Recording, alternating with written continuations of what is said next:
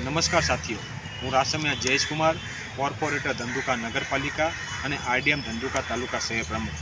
આ વિડીયોના માધ્યમથી હું ધંધુકા વિધાનસભા સીટના ધારાસભ્ય શ્રી કાળુભાઈ ડાભી સાહેબને રજૂઆત કરવા માગું છું કે ધંધુકાની આ બોડી જનતાએ આપ શ્રી ઉપર વિશ્વાસ રાખી આપને વોટ આપ્યા છે અને આપને બહુમતીથી જીતાડ્યા છે.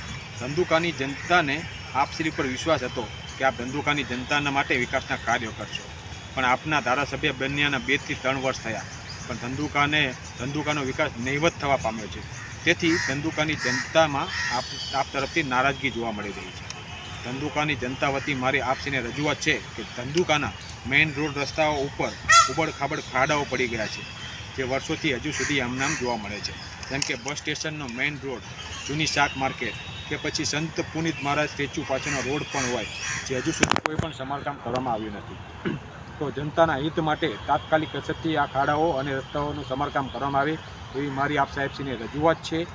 અને આ સમસ્યાનું જો કોઈ નિરાકરણ આપવામાં નહીં આવે અને કોઈ પણ જનતાને કોઈ પણ પ્રકારનું નુકસાન થવા પામશે તો તેની સંપૂર્ણ જવાબદારી ધંધુકા તાલુકાના ધારાસભ્યશ્રી અને લાગતા વળગતા સરકારી અધિકારીને રહેશે.